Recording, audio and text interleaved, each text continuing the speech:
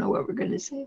And hello and welcome, everyone. It is Transform Your Relationships Live, and we have another lively topic today that I know we are going to get a lot of potentially interesting comments on, but it seems to be prevalent in our society, blame, doesn't it, Miss Roberta? Oh, it sure does. And if you've ever been a child, you've learned to take on blame. So that's one of the things that we want to talk today about, unlearning that and recalibrating it. Yeah, blame is an icky word to me. I mean, I think we blame ourselves for things, we blame other people for things, and other people blame us.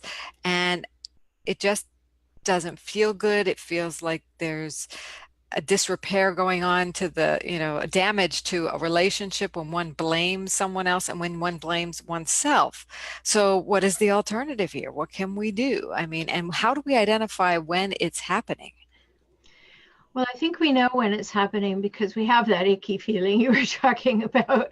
But some of us are not as aware of that as we possibly could be. We don't calibrate our own feelings carefully. We're sort of hyper vigilant, and there's a part of us that is still that child who takes on blame. Yet those big people must be right about me. And if we don't really learn to think that through and spend enough time by ourselves, we may believe what other people tell us about us. And as adults, let's not be doing that. Let's not. We need to start a trend because there's an opposite trend going on, I believe. It's the blame game, the shame game, the guilt game, and it's destroying people's emotional well-being. And Mm. that's not okay with me. You know, if somebody wants to, is suffering themselves, it's not right for them to project it out on me, you know. No. And if I caused something inadvertently or consciously, then there's an option to do something about it, to cop to it, to accept responsibility for it, and to figure out what would remedy it. But to wallow in blame seems really counterproductive. Let's talk about what that looks like and why it's so counterproductive. Well, I think when somebody tells us something that we don't want to hear, or tells us something we didn't invite, or catches us off guard with saying, "Who do you think you are?" Right?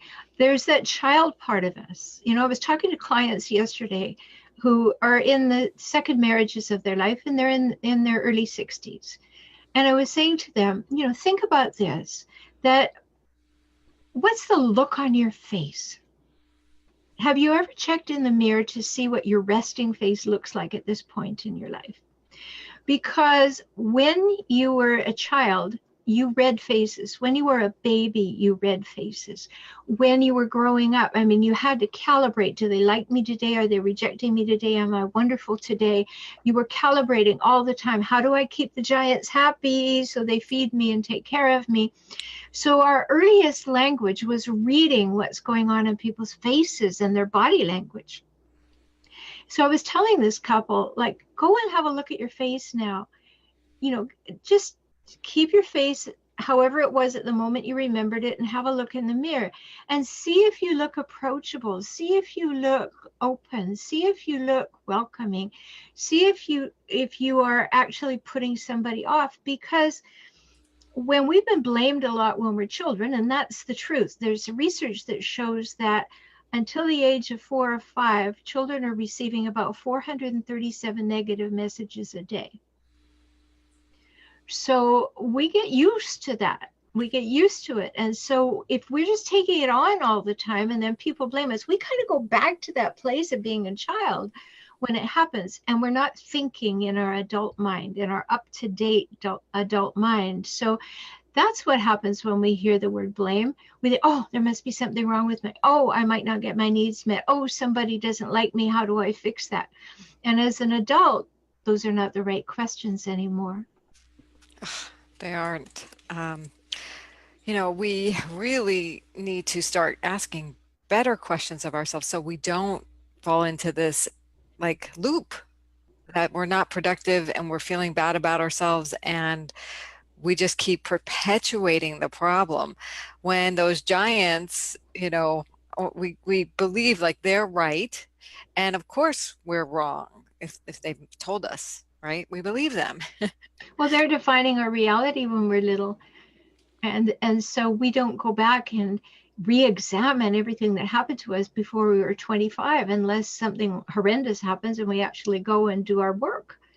So these things are in there.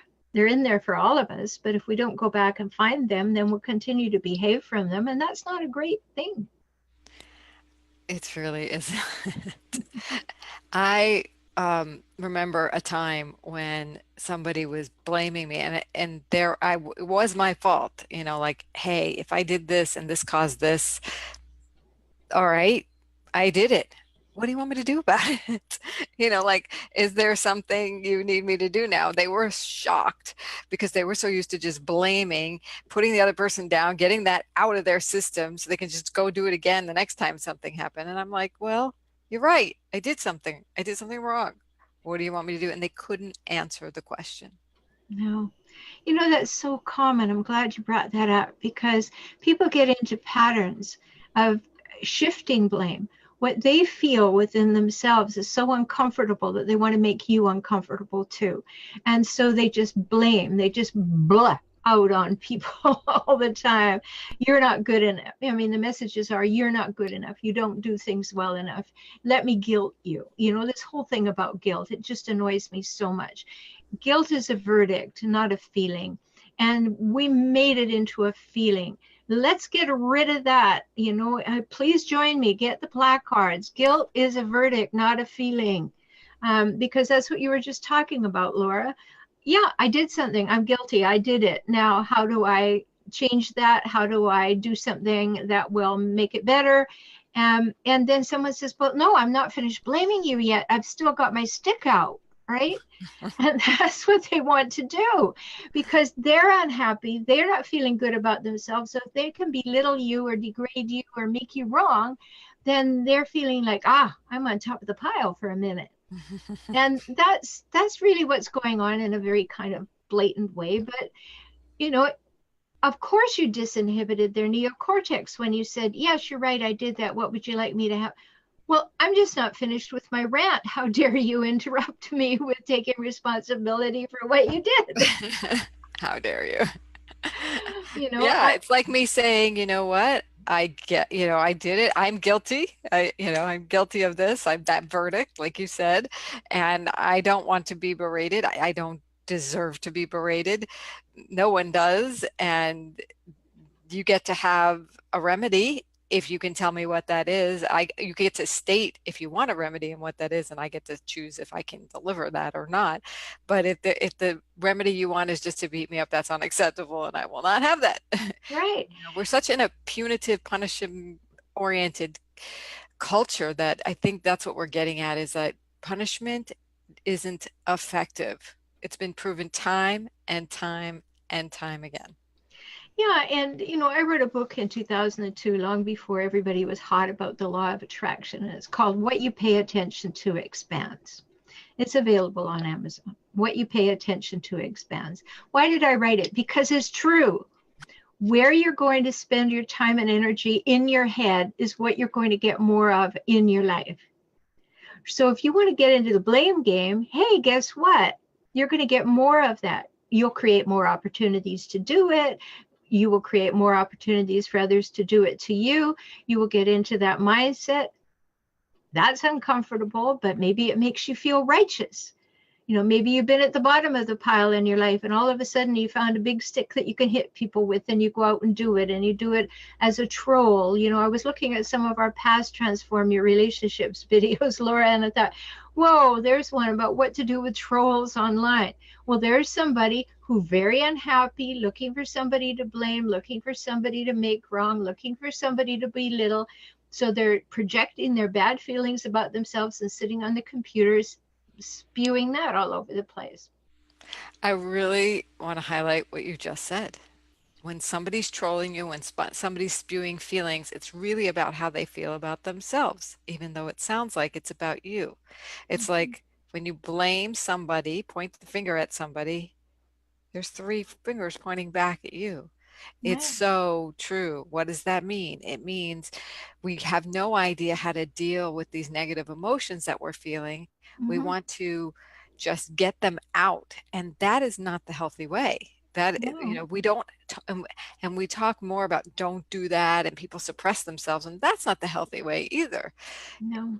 There's a whole different paradigm that you talk about that we've been talking about here on the show, which has to do with really reconciling where things are coming from and what you need to do about them. Is there any exercise or tip that you want to bring forth that, given this conversation, when you're feeling like blaming somebody, what do you do? Well, I think the first thing is to recognize that we don't spend enough time in self-reflection. With that same couple yesterday, I was saying to them, first of all, clear yourself before you ask a question. So, they're learning new ways of being, and they're so excited because, what I teach people when they come to work with me and there's no hijackal involved is that the most exciting adventure you can go on is to go deeply into creating rich emotional intimacy with one human being. And there's such depth, such richness, all of that in there. But you have to be willing to see it that way, and you have to be willing to do what it takes. So, because they're learning new patterns, first of all, I add them to where's your face? And then, to learn to ask a question that is supportive, not intrusive, to be able to say, I'm not sure what you're feeling right now. What's going on? And to have the other person be willing to receive that in a way that says, I'm truly interested in you. And I think that's one of the issues that we have to look at in this whole blame game, because what is the kind of relationship that we're dealing with? At what level is that relationship? Because a troll is just a hit and run monster, right? Like, I'm just going to go from group to group, hit, hit, hit, hit, hit. And if it gets you upset, yay, score one for me. But if there's blame going on in a primary relationship, one with a partner, one with a child, one with a coworker, somebody that you care about and you want to have a better relationship with, you have to look at how am I presenting and do the self-reflection to say, what am I about to say and how would that be received if I were hearing it? Hmm. I was with a friend, and I had this way of thinking about this friend, that anything I said was always, barked back at. Like there was always like an argument about Mm-hmm. it. Like, no, the world is in chaos. If I said the world is bright and sunny, and the world is in chaos, and I'm like, I'm taking it very personally. And finally, I started just listening. And instead of, talking it out, like I always feel like I'm, always rejected or something, which is what I was feeling. I actually said, what if I didn't say anything back? If I disagreed with something, and I just got that this person likes to be all up in arms about things, and it has nothing to do with me. So the best use I can be to protect, to not feel like it's about me, is just to listen and say, oh, I get that. That's, just to get that point of view. And it totally shifted my beingness with this person. So it was quite phenomenal when we can actually listen to people from a neutral space. And it's not easy to go to every time you have an example of, well, this happens all the time. Mm-hmm. Well, I think you just brought up something really important. And I'm quickly making a note about it so that I can talk about it. But I was talking about being self-reflective. Well, we want to be reflecting, not rejecting, and that's what just came to me as you're saying that. Because when you leaned in and said, "No, I'm going to listen to her," rather than being defensive or feeling put off or put down, and you just got curious about the other person, you became reflecting, like, I wonder what's up with her. I wonder. You know, like I put something out on Facebook today, one iteration of many that are on Facebook that is about be kind. You don't know what other people are going through.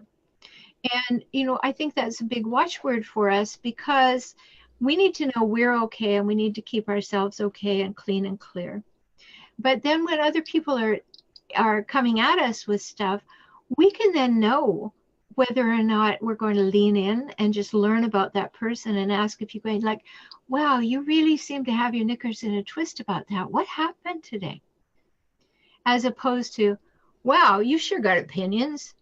like Or like why are you always rejecting me? Or why are you always on the defensive with me? And it had nothing to do with me. exactly. But if we don't do our own work, and this is bringing up like the major thing that you hear me talk about all the time, is if you don't do your own work, you are going to be subjected to being battered around like a cat toy by other people. Because if you know that you're clean and clear with yourself, you know you're living from your values, and you know you have good communication skills, then you're safe. You can be comfortable and confident because you know you're competent. And so you can lean in and listen because you know it's not about me. And if it is, I will know that because it'll ring my chime in a way that I need to be self reflective. So I'm going to take a deep breath. I'm going to let it out slowly and say, is this about me? What part of this do I own? And own it. Or else be clear and say, whoa, no, none of that rests here. Lean in and say, yeah, tell me more about what's going on. And our emotions are little like traffic lights, right? They're internal traffic lights for what do you need to do. Feeling good, keep going. Feeling not so good, stop and think or slow down and be with it. And so our emotions, it gives us that confidence because if we're feeling something, instead of just, you know, blurting out or doing what we're seeing a lot of people do, blaming, shaming, guilting, whatever, and we're like, get curious inside, then we can make choices. You can ask those questions, like you said, is this about me? Or why am I feeling this? What is this triggering in me? Imagine if we had a whole world that was like actually thinking about why we're triggered. It's like almost impossible to consider, but it could be, it starts with one Yeah. person doing it. So Well, we and that person could be you. Every single one of us is a you. And we can actually take responsibility for the fact that we draw breath and take up space and give it the best shot we have by being self-reflective. By asking ourselves, am I demonstrating my values? Do I know what my values are? Am I creating the vision that I have for my life? Am I living from my beliefs about everything, not just spiritual beliefs, about how the world works, about how relationships go? Do I want to change my beliefs? I mean, what if you were handed a belief by watching a dysfunctional parent set and that they yell at each other all the time and they withhold information and they do the silent treatment, and that's what you figure is the way to do it, and you're doing it, it's not working. You have a belief that was installed in you before you even had thought, and now you have to challenge that belief. Well, did it ever work for my parents? No, they got a divorce. Maybe I want to change that. Right? So whether it's a belief about how the world works or relationship works or money works or whatever it is, you want to know what your current beliefs are. And then where do I want to be with this 5 minutes from now? Like I'm always telling people, ask yourself, what do I want as a result of this exchange? Where will I be 5 minutes from now? And how can I direct this conversation to get there? It's really a challenging question. I always like to say similarly when I use this feminine power card, this was sitting at the top here, it says, honor your emotions, they're messages from your soul. So if in 5 minutes I want to feel better, the question is, what do I need to feel better? Is it blurting? Oh, really? Is that going to help me feel better? It's going to release some tension, yeah. But in the big grand scheme of things, is it getting me where I want to be in 5 years from now even? So it's like, oh, but because we don't realize everything we do with another person and ourselves, but when I think of another person, the space that is called the relationship to me is sacred. if I want really amazing relationships, I want to keep that space, honor that space in a way that is respectful. And what we talked about last show, kind, that is honest and clear, that they feel uplifted and I feel uplifted. And there's what you were talking about, values and what do you want to have set in the future. So Mhm. given all this, how do I have to be? There's a lot of work to do introspectively Yeah. because you have those knee-jerk reactions like silent treatment, you Mhm. know, and looks. We, especially as women, we can cut down a man with just a half a second of a nanosecond of a look. We can just like take his ego from this to nothing in a nanosecond. We have that power. We have that power as human beings in general to do things like that. And it's time we take responsibility for having what we truly want in the world. And if it's power over people, then this doesn't apply. I mean, then it's kind of sick, actually, That's right? hijackal That's territory. hijackal territory. We're talking to people who want a better world. If you want a better world, it starts right here. And we have all the tools. It starts with our emotions, but it starts with kind of reorganizing our DNA, our belief DNA, like you were talking about. And it's Mhm. not easy. It's simple, but it's not easy. Um, I just had a thought, Laura. I mean, this is how crazy my connections in my mind works. Um, but I was just thinking about the word blame, and I just wrote it down because I'm going to do a Facebook Live about it. It's too good.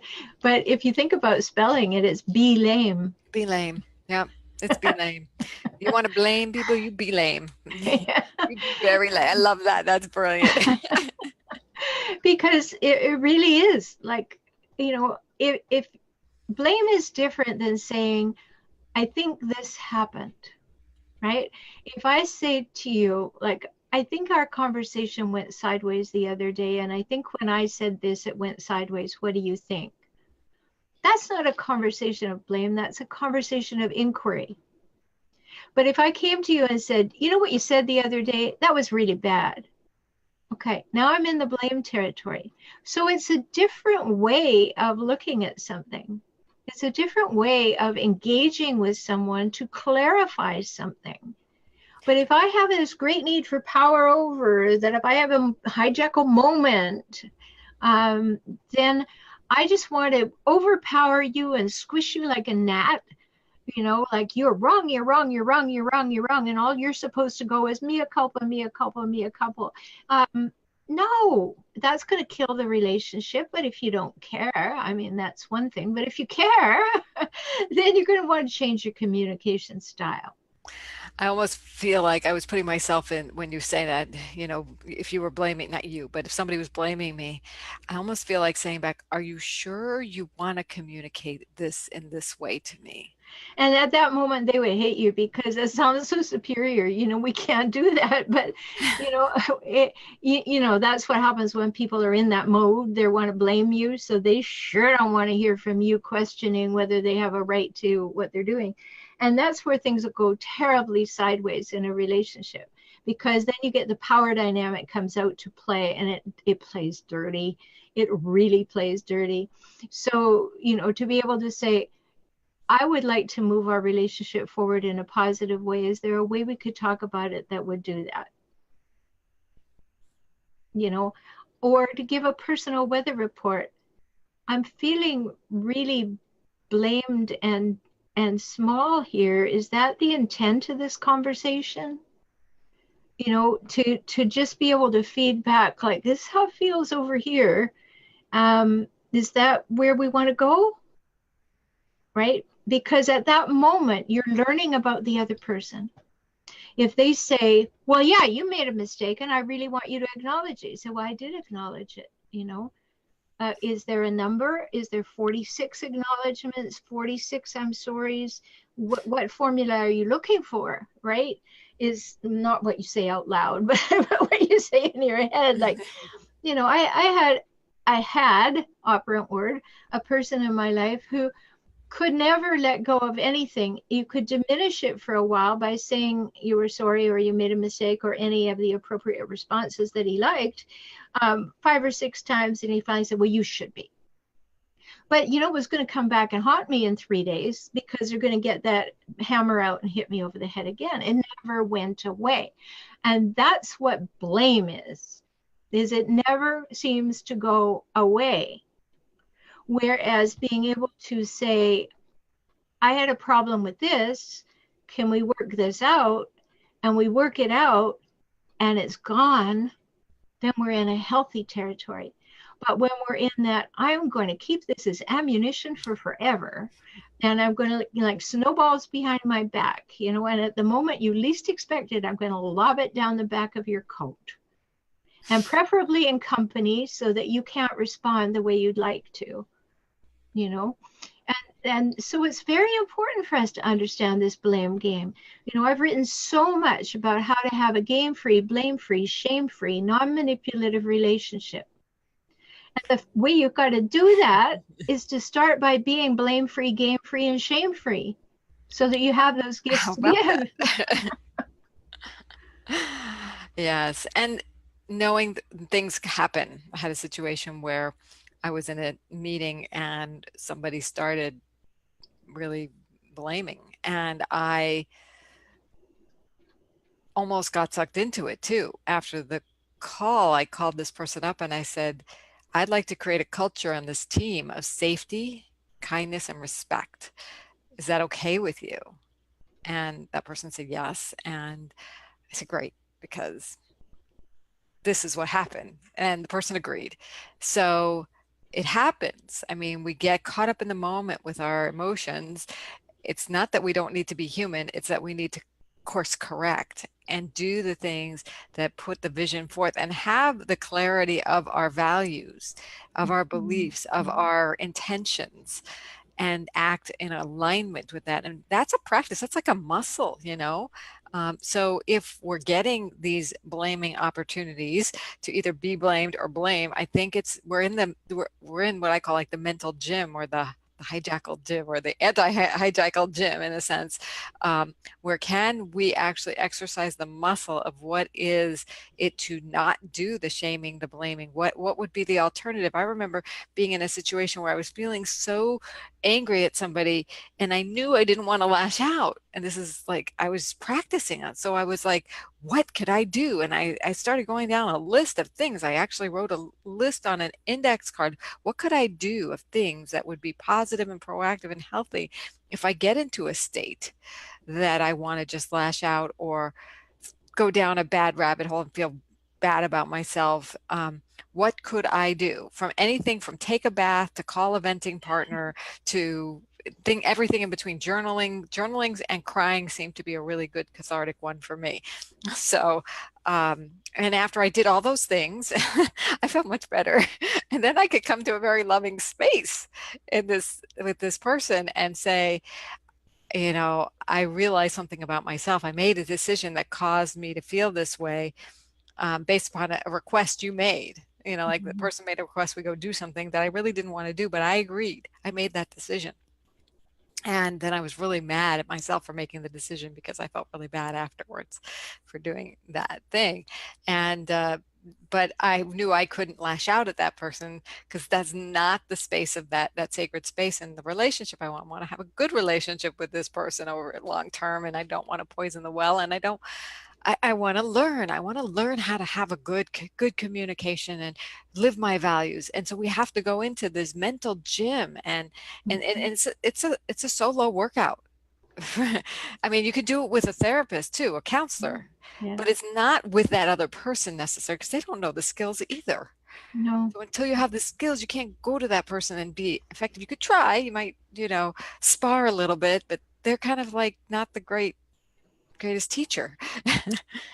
Well, and I think that's one of the reasons that I believe so strongly in couples work, is because you get both of you getting the same skills at the same time for the same reason. You're up leveling the communication in the relationship and the ability to handle feelings and conflict and plans and growth patterns and deepen the emotional intimacy. If one person gets the skills, they can certainly bring about some changes, but it's so much better when both of them come, and then they can learn things together, and it's a safe environment, You got And buy-in. yeah, yeah, it's so important because this hit and run blame game is not a good one, right? And well, I like what you said so much, and it reiterates something that we said earlier, which is, you don't have to say anything in the moment.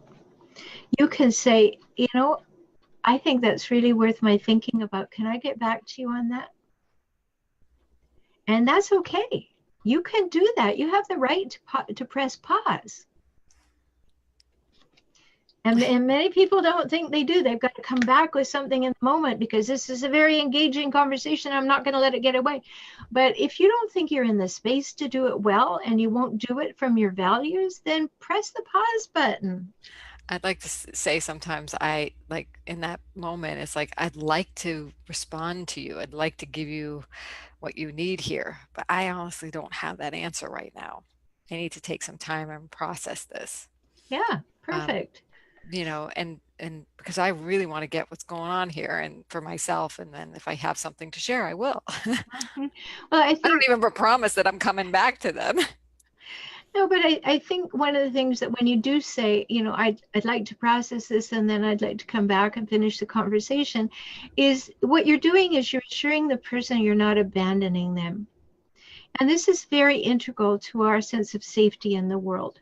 We are born with a fear of abandonment because we're not like cows and horses. We don't get spit out of our mother and then we get up and run around the meadow. We need people around us or we'll die. So we're afraid of being abandoned, intricate, inherent fear of that. And so when somebody just walks out and slams the door in a power move, that triggers our sense of abandonment. We may be angry, but we're still triggered. So in a more refined way, you were saying to someone, I need to withdraw and process this because it matters to me. But if you can, and you will say, but I'd like to finish the conversation when I feel more prepared. Let's do it at 4 o'clock tomorrow. The other person then go, oh, okay. Like it's not going to blow up and be horrible and the person's going to walk out and I'm not going to be fed ever again and I might die. And we have to know those very powerful things that are going on within our psyche and within our bodies biologically. It's so very important to know that. And that it's triggering things. Like I was having a big conversation with someone on my program, Emotional Savvy, the other day. We're talking about chronic stress. And, if you're with a hijackal or you were raised by one and then you're with a hijackal, there's a very good chance that that chronic stress is causing your hippocampus to shrink. Mm. And it's also at the same time enlarging your amygdala.